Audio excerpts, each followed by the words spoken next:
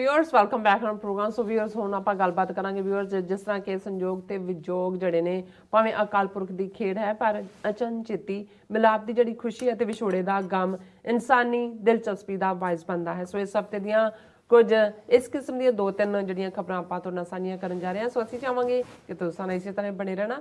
देखण सुण लई लिखण लई तुहाडा सब दा बहुत बहुत धन्नवाद जी। राज साहब की विचारां ने? देखो, संजोग विजोग दोए कार चलावें लेखे आवे भाग। हुण ये बेशक रूहानी दुनिया च रब तो सैपरेशन और फिर रब दी रहमत नाल इस जीवन च उस दे नाल मेल इस नूं पॉइंट आउट करदा है। पर असीं बहुत वार क्योंकि दुनियादार लोग दुनियावी उस पार्ट नूं देखदे और जिवें मैं अगे भी कहा सी कि जिहड़ी कदे धारना लाई जांदी सी कि धन धन बाबा नानक जिहड़ा विछड़िया नूं मेलदा, तो बहुत वारी यही लगता सी कि भाई जिहड़े इत्थे कोई विछड़ गए ने एक दूसरे नूं तो गवाचे होए ने उन्हां नूं बाबा मिलदा है।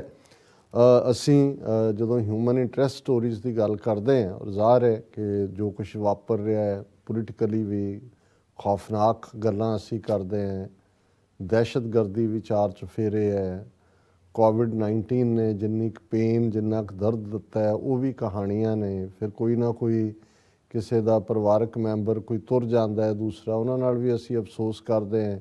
फिर अपनी पीड़ होंदी है, अपने विछड़े तुहानूं याद आते हैं। अच्छा। लेकिन कुछ चीज़ां ऐसियां ने जिहड़ियां हर एक दे चेहरे ते खुशी लै आंदियां जदों तुसीं उस किस्म की घटना देखते हो। तो कई बार तुसीं बिल्कुल खुश ਜਿਹੜਾ उस रौं दे विच हुंदे एकदम गमगीन हो जाते हो।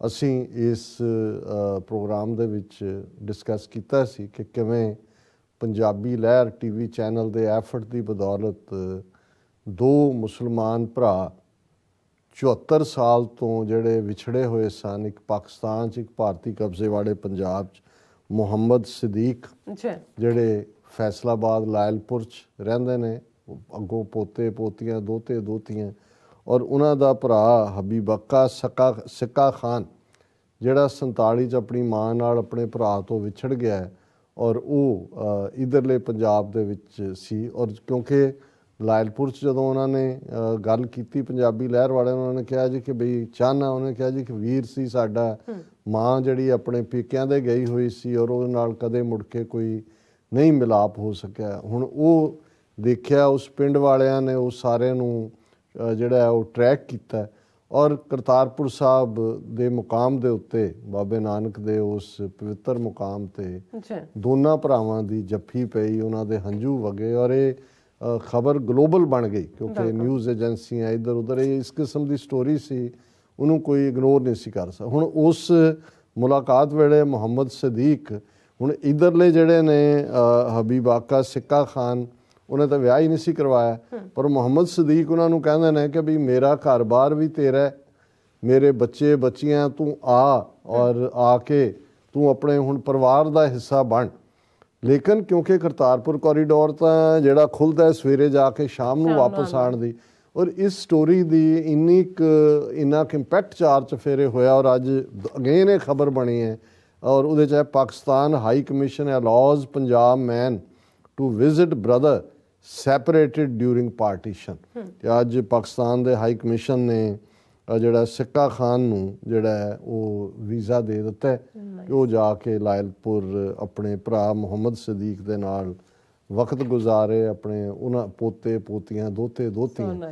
सो ये 74 साल तुसीं जे इमैजिन करो तो फिर एक बार जिहड़ा तुहाडे अंदर उस किस्म का जिहड़ा वो एक रंग आंदा है जिन्हों तुसीं इमैजिन नहीं कर सकते और ये मिलाप खुशी की गल है। हुण असीं एक पासे जिथे दुनिया च चंगी जिंदगी की कामना लैके जिहड़े भी बाहरले मुल्कां च आए, बहुत सारे इकनॉमिकल रिफ्यूजीज़ ने इकनॉमिकल रीजनस करके, और एक कहानी जिहड़ी कैनेडा और अमरीका के बॉर्डर ते वापरी और जिस दी चर्चा पिछले सारा हफ्ता रही क्योंकि एक टब्बर जिहड़ा कि अमरीका तो कैनेडा च एंटर करना चाहुंदा सी और जिहड़े भी इत्थे एजेंट हुंदे ने की होया वो किवें बाकियां नालों एक ग्रुप 18 का जिहड़े क्योंकि ट्रैवल एजेंट इस किस्म का ही सौदेबाजी करते हैं किने बॉर्डर लंघाना है और वो जिहड़े ने उस दे विच बाकियां नालों विछड़ गए ਔਰ ਫਿਰ ਉਹਨਾਂ ਦੀਆਂ ਦੇ ਸਾਰੀਆਂ ਦੀਆਂ ਹੀ ਜਿਹੜੇ ਬਾਡੀਜ਼ ਨੇ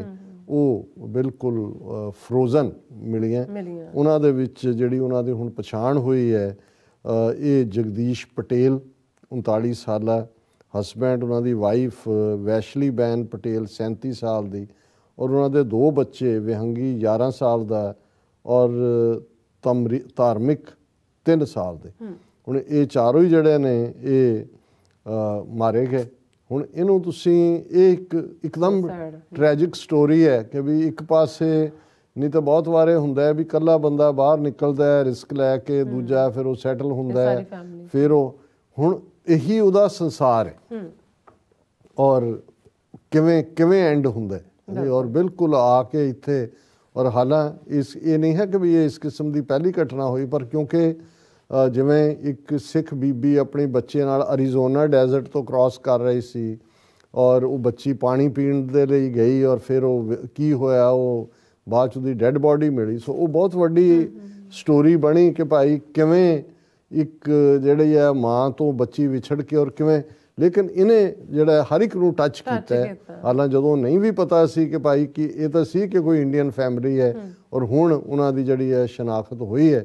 ਔਰ ਲੇਕਿਨ ਅਸੀਂ ਦੇਖਦੇ ਹਾਂ ਇਸ ਕਿਸਮ ਦੀਆਂ ਕਿੰਨੀਆਂ ਕਹਾਣੀਆਂ ਨੇ ਕਿ ਹੁਣ ਪਿੱਛੇ ਇੱਕ ਵੀਡੀਓ ਘੁੰਮ ਰਹੀ ਸੀ ਕਿ ਜਿਹੜੇ ਉੱਥੋਂ ਯੂਰਪ 'ਚੋਂ ਡੋਂਕੀਜ਼ ਉਹਨਾਂ ਨੂੰ ਕਹਿੰਦੇ ਨੇ ਲੈ ਕੇ ਜਾਂਦੇ ਨੇ ਔਰ ਉਹਦੇ 'ਚ ਬੱਚੀਆਂ ਕੁੜੀਆਂ ਵੀ ਔਰ ਦੂਜੇ ਵੀ, ਕੀ ਉਹਨਾਂ ਦੇ ਨਾਲ ਹੁੰਦਾ ਹੈ, ਕਿਸ ਹਾਲਤ 'ਚ ਉਹਨਾਂ ਦੀ ਮਾਰ ਕੁਟਾਈ ਹੁੰਦੀ ਹੈ। ਕਈ ਵਾਰੀ ਬੋਟ 'ਚੋਂ ਕ੍ਰਾਸ ਕਰਦੇ ਆ, ਉਹ ਬੋਟ ਡੁੱਬ ਜਾਂਦੀ ਹੈ ਇਲੀਗਲੀ। ਸੋ ਅਸੀਂ ਇਹ ਦੇਖੀਏ ਵੀ ਇੱਕ ਪਾਸੇ ਚੰਗੇ ਜੀਵਨ ਦੀ ਕਾਮਨਾ ਲੈ ਕੇ ਜੋ ਨਿਕਲਦੇ ਨੇ ਕਿੰਨਿਆਂ ਦਾ, ਇੱਕ ਪਾਸੇ ਤਾਂ ਉਹ ਨੇ ਜਦੋਂ ਅਸੀਂ ਅਮਰੀਕਨ ਡ੍ਰੀਮ ਕਹਿੰਦੇ ਹਾਂ, ਤੁਹਾਨੂੰ ਇੱਦਾਂ ਦੇ ਮਿਲਣਗੇ, ਉਹ ਕਹਿਣਗੇ ਜੀ ਜਦੋਂ ਮੈਂ ਅਮਰੀਕਾ ਆਇਆ ਮੇਰੀ ਜੇਬ 'ਚ $2 ਸੀ, ਅੱਜ ਮੇਰੀ 2 ਮਿਲੀਅਨ ਦੀ ਕੋਠੀ ਹੈ, ਇੰਨੇ ਦਾ, ਉਹ ਅਮਰੀਕਨ ਡ੍ਰੀਮ ਹੈ। ਪਰ ਇੱਧਰ ਤੁਸੀਂ ਟ੍ਰੈਜਡੀ ਦੇਖੋ ਕਿ ਇਹ ਸਾਰਾ ਪਾਰਟ ਕਿੱਧਰ ਨੂੰ ਜਾਂਦਾ ਹੈ।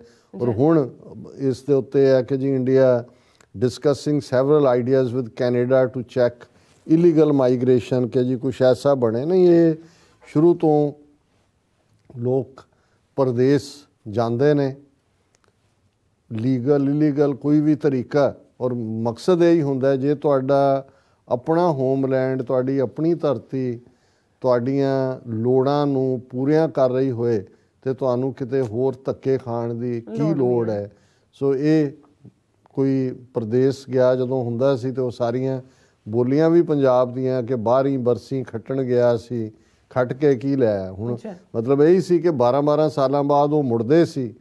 ਹੁਣ ਵੀ ਜਿਹੜਾ ਇਸ ਪਾਰਟ ਦੇ ਨਾਲ ਜੁੜੀ ਹੋਈ ਇਹ ਇੱਕ ਬੜੀ ਟ੍ਰੈਜਿਕ ਕਹਾਣੀ ਹੈ। ਪਰ ਦੂਸਰੇ ਪਾਸੇ ਅਸੀਂ ਜਿਹੜੀ ਜ਼ੁਲਮ ਨਾਲ ਜੁੜੀ ਹੋਈ ਕਹਾਣੀ ਹੈ ਕਿ ਉਹਦੇ 'ਚ ਕਿਵੇਂ ਕਿੰਨੇ ਵਰੇ ਜੇਲ੍ਹਾਂ ਦੇ ਵਿੱਚ ਗੁਜ਼ਾਰ ਦਿੰਦੇ ਨੇ ਨੌਜਵਾਨ, ਗਏ ਬੁੱਢੇ ਹੋ ਗਏ। ਉਹਨਾਂ ਦਾ ਕੋਈ ਇੱਕ ਤਾਂ ਕ੍ਰਿਮੀਨਲ ਨੇ, ਇੱਕ ਉਹ ਨੇ ਜਿਨ੍ਹਾਂ ਨੇ ਜ਼ੁਲਮ ਨੂੰ ਦੇਖਦਿਆਂ ਜ਼ੁਲਮ ਸਹਿਣ ਤੋਂ ਨਾ ਕੀਤੀ ਔਰ ਉਹਨੂੰ ਚੈਲੰਜ ਕੀਤਾ। ਹੁਣ ਇੱਕ ਖਬਰ ਜਿਹੜੀ ਅੱਜ ਦੀ ਹੈ ਕਿ ਸਰਦਾਰ ਬਲਵੰਤ ਸਿੰਘ ਰਾਜੋਆਣਾ,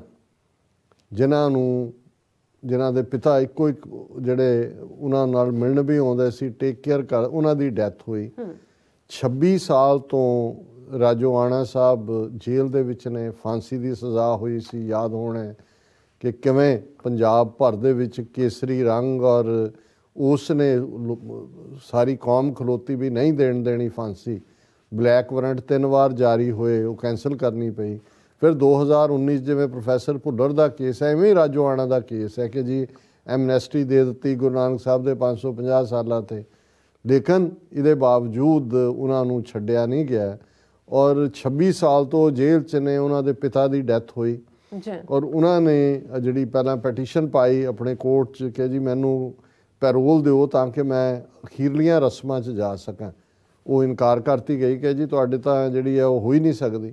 ਹੁਣ ਹਾਈ ਕੋਰਟ ਨੇ ਇਹ ਕਿਹਾ ਕਿ ਜੀ ਸਿਰਫ 2 ਘੰਟੇ ਲਈ ਤੁਸੀਂ ਆਪਣੇ ਪਿਓ ਦੀ ਦੇਹ ਨੂੰ ਅੱਗ ਦੇਣ ਲਈ ਆਸ ਨਾਲ ਪੁਲਿਸ ਗਾਰਦਾਂ ਹੋਣਗੀਆਂ, ਸਟ੍ਰਿਕਟ ਪ੍ਰਬੰਧ ਕੀਤਾ ਜਾਏਗਾ। ਔਰ ਦੂਸਰੇ ਤੇ 2 ਘੰਟੇ, ਹੁਣ 26 ਸਾਲ ਤੋਂ ਜਿਨ੍ਹਾਂ ਘਰ ਬਾਹਰ ਛੱਡਿਆ ਜੇਲ੍ਹ 'ਚ ਨੇ, ਸਰਕਾਰਾਂ ਦੇ ਕੀ ਆਰਡਰ ਨੇ, ਲੇਕਿਨ ਮਤਲਬ ਉਸ ਨੂੰ ਕ੍ਰਿਮੀਨਲ ਪ੍ਰਗਿਆ ਸਾਧਵੀ ਔਰ ਕਰਨਲ ਪ੍ਰੋਤ ਔਰ ਇਹ ਸਾਰੇ ਜਿਹੜੇ ਬਾਹਰ ਅੱਜ ਗੁੰਡੇ ਬੈਠੇ ਹੋਏ ਨੇ, ਪਾਰਲੀਮੈਂਟ ਭਰੀ ਹੋਈ ਹੈ, 1/3 ਅਸੈਂਬਲੀਆਂ ਕ੍ਰਿਮੀਨਲਸ ਦੀਆਂ ਨੇ।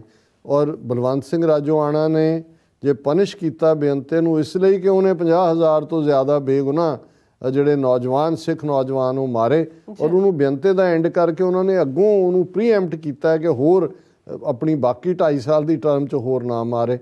ਔਰ ਇਹਦੇ ਬਾਵਜੂਦ ਇਹ ਵੀ ਜਦੋਂ ਅਸੀਂ ਇਹ ਦੇਖਦੇ ਹਾਂ ਕਿ ਜਦੋਂ ਜ਼ਿੰਦਗੀ ਦੀਆਂ ਜਾਂ ਹਿਊਮਨ ਇੰਟਰਸਟ ਸਟੋਰੀਜ਼ ਦੀ ਗੱਲ ਕਰਦੇ ਹਾਂ ਤੇ ਅਸੀਂ ਇਹ ਵੀ ਦੇਖੀਏ ਕਿ ਇਹ ਮੈਨ ਮੇਡ ਜਿਹੜੇ ਨੇ ਜ਼ਾਲਮ ਜਿਹੜੇ ਸਾਮਰਾਜ ਨੇ ਇਹ ਉਹਨਾਂ ਦੀ ਬਦੌਲਤ ਹੈ। ਜੀ ਨਰ ਸਾਹਿਬ ਤੁਹਾਡਾ ਬਹੁਤ ਬਹੁਤ ਸ਼ੁਕਰੀਆ, ਤੁਸੀਂ ਆਪਣੇ 4 ਸਾਲ ਦਰਸ਼ਕਾਂ ਨਾਲ ਸਾਂਝੇ ਕੀਤੇ ਨੇ। ਸੋ ਇੱਥੇ ਲੈਣੇ ਬ੍ਰੇਕ, ਵਿਊਅਰਸ ਤੁਸੀਂ ਇਸੇ ਤਰ੍ਹਾਂ ਬਣੇ ਰਹਿਣਾ। ਮਿਲਦੇ ਹਾਂ ਛੋਟੇ ਜਿਹੇ ਬ੍ਰੇਕ ਤੋਂ ਬਾਅਦ।